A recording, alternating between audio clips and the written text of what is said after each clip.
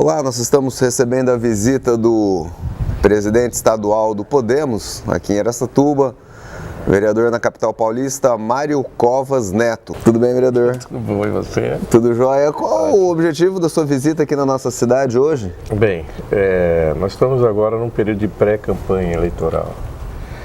Eu sou um vereador da cidade de São Paulo e por conta disso eu estou muito afeto aos problemas e as questões que envolvem a cidade de São Paulo, os limites geográficos de uma cidade.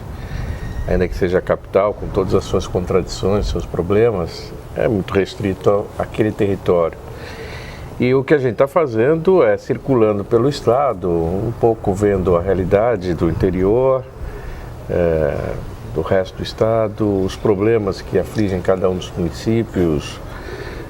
E posso te dizer o seguinte, eu tenho me surpreendido, eu estava muito preso na capital, tenho me surpreendido favoravelmente com o que eu tenho assistido aí pelo interior. O interior de São Paulo realmente é um interior muito desenvolvido, rico, já com uma grande participação do poder público, a estrutura toda das cidades estão bem colocadas.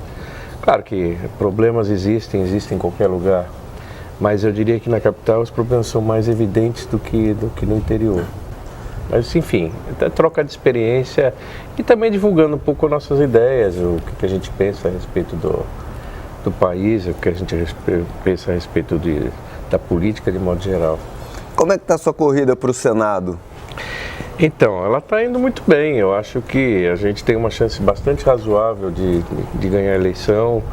Mas isso, eu já participei de eleição de todo tipo, eleição que foi vitoriosa desde o início, uma que parecia vitoriosa, fácil e no final acabamos por ver fracassada. Você tem uma ideia, em 1990 meu pai foi candidato a governador de São Paulo e quando chegou em abril mais ou menos ele ganhava a eleição no primeiro turno. No entanto, ele não foi nem para o segundo turno. Já na reeleição dele, em 98, ele aparecia em quarto lugar. Em alguns municípios, ele aparecia em quinto lugar nas pesquisas iniciais de campanha. E no final, ele foi para o segundo turno por 70 mil votos, ali quase empatado com o terceiro colocado. E acabou ganhando a eleição no segundo turno. Então, cada eleição tem sua característica, sua lógica. Essa, em especial, o eleitor está extremamente desiludido, olha com muita desconfiança para os candidatos, para os políticos de modo geral. Não sei, é até difícil você fazer um prognóstico do que de fato vai acontecer nessa eleição. Todo mundo, no mundo político, faz as suas previsões do que pode acontecer, dos cenários, vários cenários. Essa eleição está bem complicada de você saber. Mas no quadro de Senado, o qual estou disputando, ou irei disputar, entre os concorrentes, a minha situação é uma situação bastante animadora. Eu acho que a gente tem toda a condição de chegar lá. Legal, apesar de você carregar um nome muito forte e já há tempos na política, né? Que é o seu pai, saudoso governador Mário Covas, no cenário estadual e no cenário nacional, o seu nome é novo, né? O pessoal fala... É assim, meu nome é um nome conhecido em função do meu pai, que exerceu, enfim, a política quase que o tempo inteiro, a vida inteira, e teve uma projeção muito grande. Meu pai, apesar de ter falecido já há 17 anos, ainda é um nome muito, muito lembrado. É muito forte a presença dele ainda. E isso, sem dúvida, me impulsiona. Agora, impulsiona em função dele, mas as pessoas querem saber, bom, mas quem é esse cara aí? Até porque tem uma característica, meu nome é Mário Covas Neto, e muitas vezes as pessoas confundem o fato de eu ser filho, eu ser neto e tal. Porque na verdade ele era júnior, né? Ele era júnior. Que pouca gente sabe, campanha eleitoral, você vai suprimindo. Eu nessa campanha eu vou suprimir o neto também. Você vai suprimindo porque não tem necessidade de pôr Júnior ou Neto e tal, e no final as pessoas acabaram ficando com a impressão de que o nome dele era só Mário Covas. Na verdade, ele era Mário Covas Júnior. E você acha que ele deixou de maior legado aí para você que acompanha a trajetória dele, que você pode aproveitar aí na política, na sua campanha? Tem várias coisas, quer dizer, do apreço pela democracia, isso é fundamental, é você ter palavra e poder ser firme nas suas posições, é você dizer um não quando é preciso dizer o não, ao invés de falar um sim que não vai dar para ser cumprido.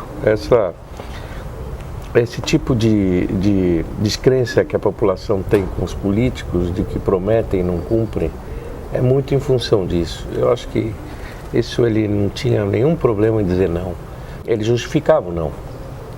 Mas se fosse para dizer um sim, o sim tinha que ser cumprido. Esse posicionamento, eu acho que é fundamental numa atividade pública, especialmente numa atividade política. Agora, fundamentalmente, o que ele deixou de mais importante, acho que resumindo assim a história dele, numa palavra, é coragem. Toda vez que alguém fala e cita um exemplo do que aconteceu na vida dele, alguma passagem, é sempre um ato de coragem. Legal. E como é que está o Podemos aqui na nossa região, na nossa cidade? Aqui nós temos um candidato a deputado estadual, o Dr. Felipe, que eu ainda tenho uma história com ele assim complicada, porque nós fizemos a convenção agora recentemente, e na convenção eu fui gravar um vídeo para ele, eu já estava cansado, já tinha gravado um monte de vídeo e não saía direito de jeito nenhum. Mas ele me perdoou, porque, enfim, ele viu a minha condição naquele dia lá. Mas o Dr. Felipe está fazendo uma campanha aqui em Araçatuba, em toda a região. Acho que ele tem uma condição bastante boa de ganhar a eleição, é o nosso candidato aqui, e a gente está fazendo muita fé de que ele possa nos representar na Assembleia Legislativa. O Podemos hoje tem um deputado estadual e é muito provável que a gente consiga chegar a um crescimento para 4, 5 deputados, ou talvez mais ainda, depende um pouco do desempenho do senador Álvaro Dias, nosso candidato a presidente. Eu diria até que o meu desempenho também pode ajudar nisso. Mas a gente certamente vai crescer a bancada estadual. E eu espero que o Dr. Felipe seja um dos... Felipe Fornari, que seja um deles a nos representar.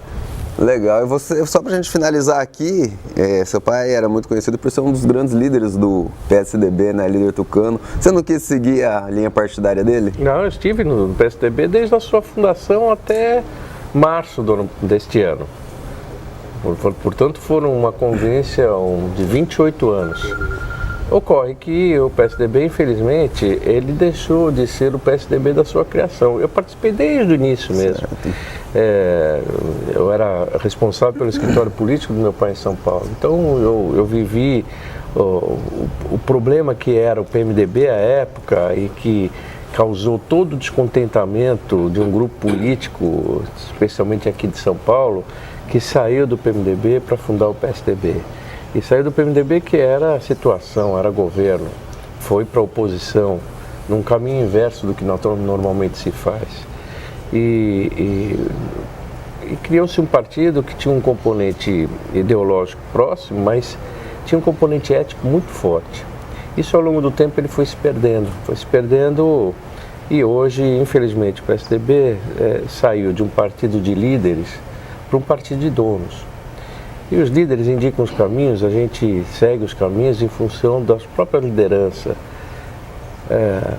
O dono não, o dono determina o caminho e se você não seguir o caminho, você está fora do processo.